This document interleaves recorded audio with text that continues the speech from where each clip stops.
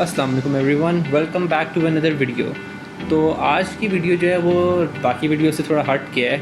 It's not a proper vlog, it's a video जिसमें मैं आपको थोड़ी सी इन्फॉर्मेशन दूंगा एक चीज़ से मुतल्लिक, और एक चीज़ समझानी भी है। वो अगर आप समझ जाएँ तो क्या ही बात है, ठीक है। तो आज मैं डिस्कस करने लगा हूँ कोरोना वायरस को, कोविड को और उसकी वैक्सीन को। सो व्हाट इज़ कोविड, ये सब आप लोगों को पता ही है। आजकल ऑलमोस्ट हर घर में और हर किसी के ख़ानदान में, या आप लोगों में से ख़ुद को भी काफ़ी लोगों को कोविड हो चुका होगा। कोविड एक वायरस है जो कि सांस के ज़रिए एक बंदे से दूसरे बंदे में ट्रांसफ़र होता है और ये लंग्स को इफ़ेक्ट करता है। सो इसके लिए हमें क्या करना चाहिए इससे बचने के लिए? इससे बचने के कुछ तरीके हैं। फॉर एग्ज़ाम्पल, इससे बचने के लिए मास्क पहनने चाहिए, सोशल डिस्टेंसिंग रखनी चाहिए, और आपको रश वाली जगहों पर नहीं जाना चाहिए। जो कोविड के पेशेंट्स हैं उनसे दूर रहना चाहिए। ये से कुछ तरीके। अब बंदा ये सोचता है कि कब तक बंदा इन चीज़ों पे गौर करेगा, कब तक दूर रहेगा, कब तक घर में बंद रहेगा। एक प्रॉपर परमानेंट सोल्यूशन तो होना चाहिए हर चीज़ का। तो इसका भी एक सोल्यूशन है।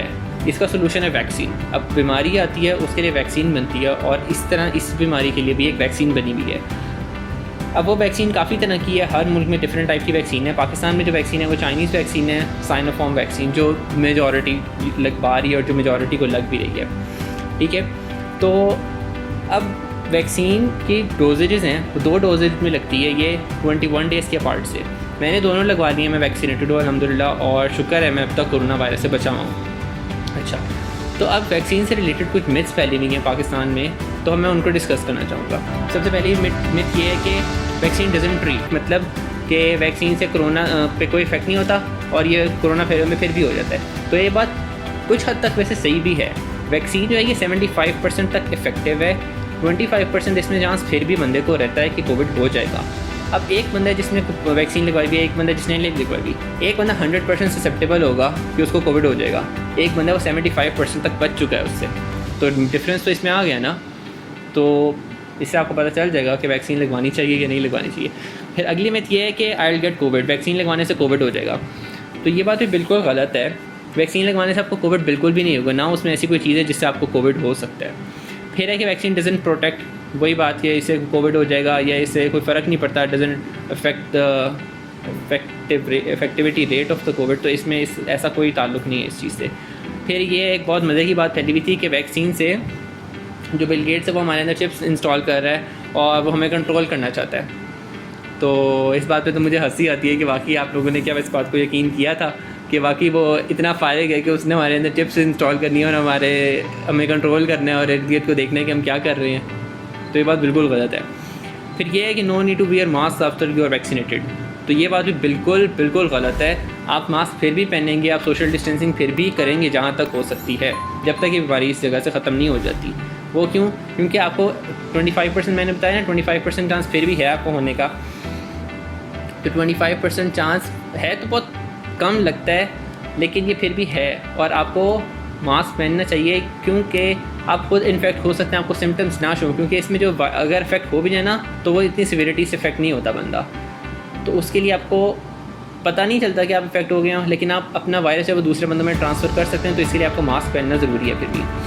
अब इसके वैक्सीन लगवाने के बाद कुछ साइड इफ़ेक्ट्स लोगों में आए थे कि आर्म पेन शुरू हो जाता है, फीवर होना शुरू हो जाता है, या कफ होती है, हेडेक होता है। तो बंदों को लगता है कि जो मुझे वैक्सीन लगवाने से कोविड हो गया थी। तो ऐसी बात बिल्कुल नहीं है कि उसके हर चीज़ के थोड़े से साइड इफेक्ट होते हैं। आपको मेडिसिन लें उसके भी साइड इफेक्ट होते हैं, तो इसके भी इस तरह साइड इफेक्ट होते हैं जो हर के बंदे में नहीं आते। कुछ बंदों में आते हैं, कुछ में बिल्कुल भी नहीं आते।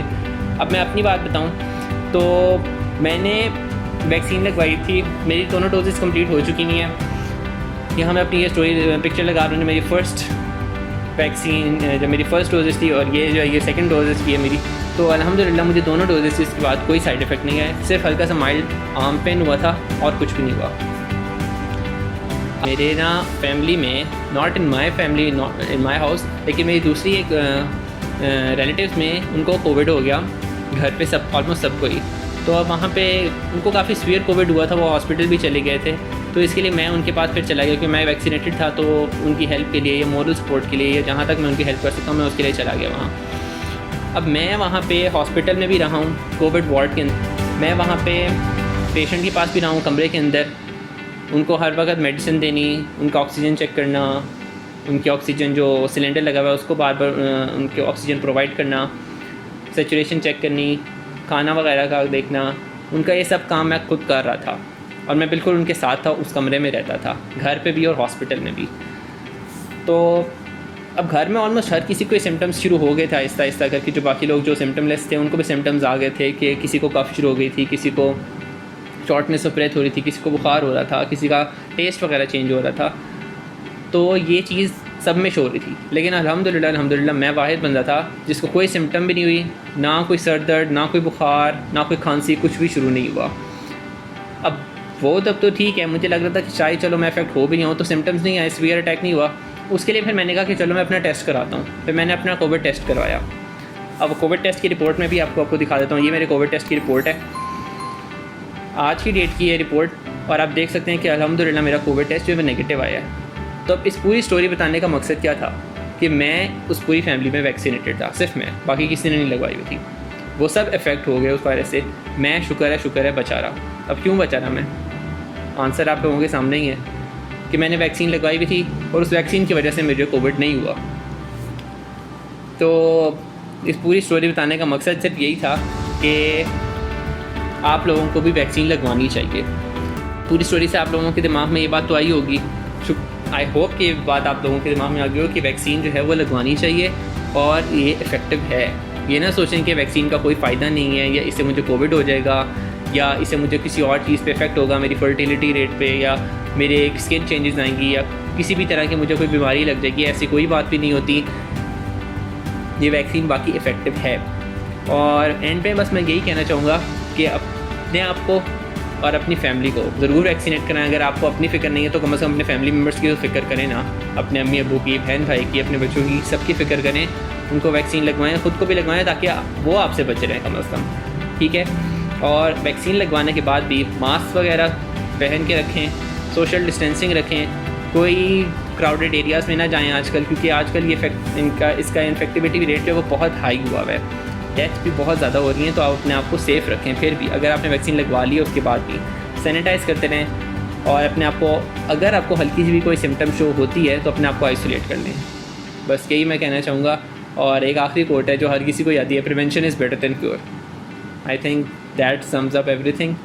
तो आज की वीडियो थोड़ी डिफरेंट हो गई थी, हट के आज ब्लॉग नहीं आया, काफ़ी अर्से से ब्लॉग गया, लेकिन इंशाल्लाह वो भी जल्दी आएगा। तो बस इतना ही कहना चाहूँगा और फिर मिलेंगे। अल्लाह हाफ़िज़।